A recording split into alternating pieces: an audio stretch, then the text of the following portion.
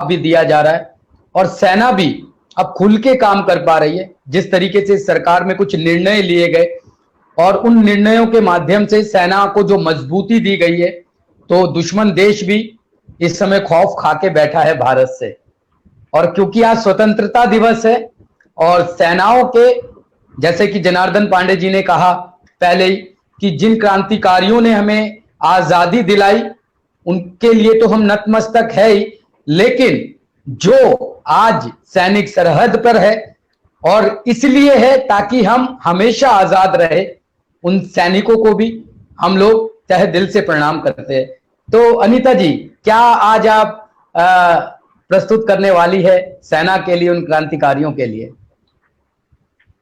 जी, मैं बात वहीं से शुरू करती हूँ जहां से जनार्दन भैया ने खत्म किया है और जहां से आपका जो सवाल है कि सैनिकों की बात करते हैं कि सैनिकों के मन में क्या होता है। मैं भी एक सैन्य परिवार से ही आती हूँ और क्या होता है जब एक सैनिक सरहद पे जाता है और वो कैसी भावना रखता है। तो मैं 4 पंक्तियां रखती हूँ और फिर मन की बात ये करूंगी कि मैं अयोध्या के लिए, अयोध्या में जो प्रभु श्री राम का मंदिर की नींव रखी गई है उसके लिए कुछ पंक्तियां, और मैं वो बात भी करूंगी जो जनार्दन भैया ने कहा था कि वो सिखाया गया है कि दे दी हमें आजादी बिना खड़ग बिना ढाल। तो इस पे एक कविता है, वो कविता मैं बहुत कम पढ़ती हूँ लेकिन यहाँ पढ़ने का साहस करूंगी मैं आप सबके सामने। वो कविता मैं आपके सामने पढ़ती हूँ। तो सबसे पहले मैं 4 पंक्तियां कि हमारे देश के वीर जवानों के चरणों में रखती है और उनके दिल में क्या, उनकी भावनाएं क्या है वो आप सुनिएगा। लिए हैं जन्म हम इस देश में ईमान रखते हैं, सभी के वास्ते दिल में सदा सम्मान रखते हैं, सभी के वास्ते दिल में सदा सम्मान रखते हैं।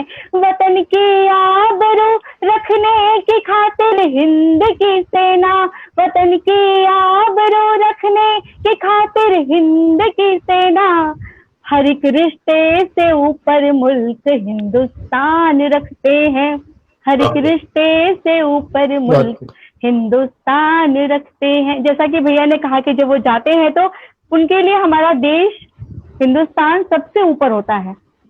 अब मैं एक कविता, एक मैं छंद पढ़ना चाहूंगी कि 5 अगस्त को जो हमने इतिहास बनते हुए देखा है, क्योंकि मेरी जन्मभूमि अयोध्या है, तो हर हिंदू के मन में, जबान पर, सबके दिल में सिर्फ जय श्री राम था। और एक चेतावनी भी है इसमें अंतिम पंक्ति में, तो मैं वो एक छंद रखती हूँ, सुनेगा।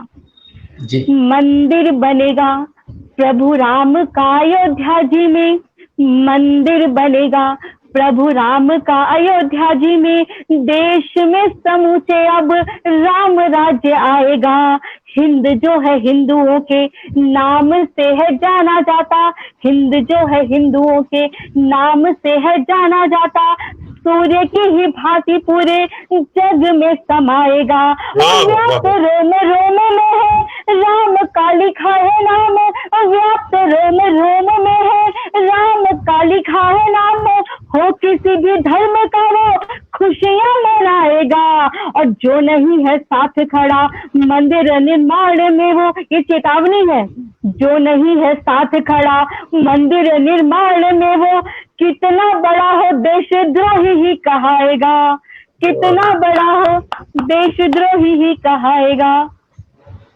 तो ये बातें हुई हैं हमारी जो मंदिर निर्माण को लेकर। और एक कविता मैं उसी बात को लेकर करती हूँ। मैं पहले क्षमा याचना मांग लेती हूँ जो गांधी जी और नेहरू जी के अनुयायी हैं, किसी की भावनाओं को आप नहीं करना, लेकिन आज मैं वो कविता पढ़ना चाहती हूँ, अगर आप लोग इजाजत दे दो। जी बिल्कुल बिल्कुल। तो सुनिएगा वो कविता।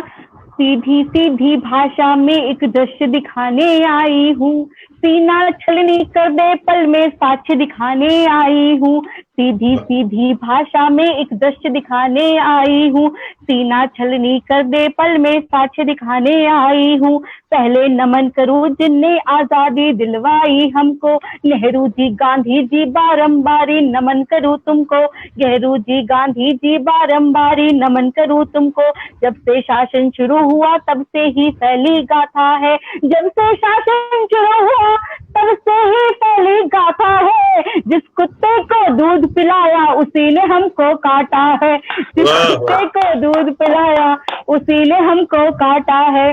कहता है इतिहास नहीं बिन युद्ध कोई रणजीत हुआ। क्या सिखाते हैं हमें कि दे दी हमें आजादी बिना खड़े के बिना डाल।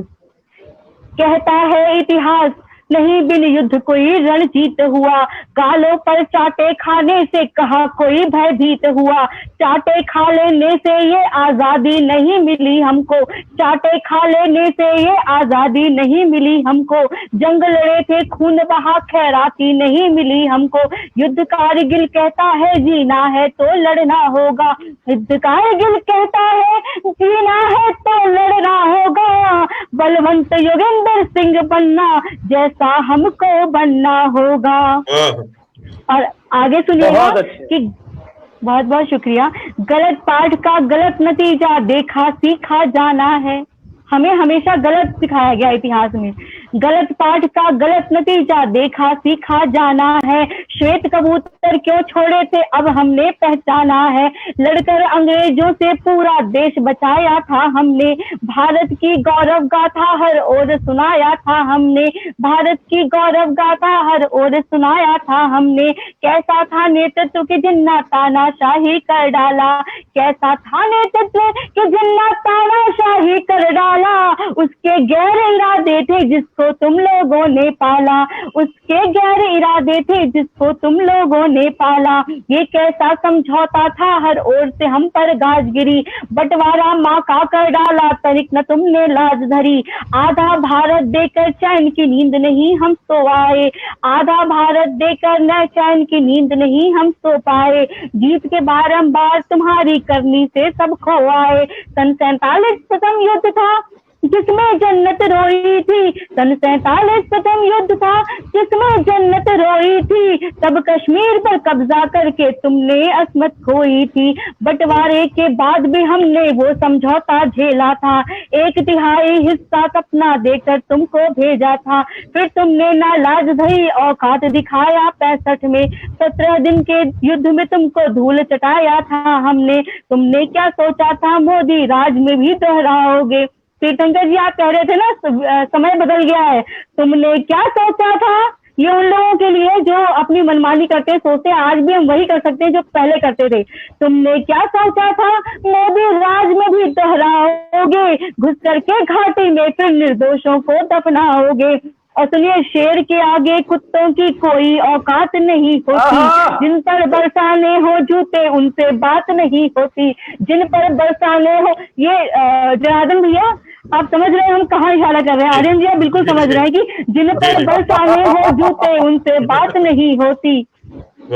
धारा 370 वाला अब कोई कानून नहीं। 370 हट गया काफी चीजें हुई हैं कि धारा 370 वाला अब कोई कानून नहीं। मुंह नोचे कोई कायर ऐसा कोई नाखून नहीं। काट के रख देंगे जो भी खिलवाड़ करेगा भारत में। काट के रख देंगे जो भी खिलवाड़ करेगा भारत में। और क्या होगा भगवा भगवा भगवा ही हर ओर बढ़ेगा भारत में। भगवा भगवा भगवा ही हर ओर बढ़ेगा भारत में। और कैसे भारत की हम कल्पना करते हैं। आखिरी 4 पंक्तियां हैं कि सारे शिक्षित होंगे विश्व विजेता हम कहलाएंगे। चांद से लेकर मंगल तक अब दिए जलाए जाएंगे। चांद से लेकर मंगल तक अब दिए जलाए जाएंगे। पूरे विश्व में जनगण मन हर ओर सुनाया जाएगा। पूरे विश्व में जनगण मन हर ओर सुनाया जाएगा। विश्व विजेता भारत है यह पाठ पढ़ाया जाएगा। विश्व विजेता भारत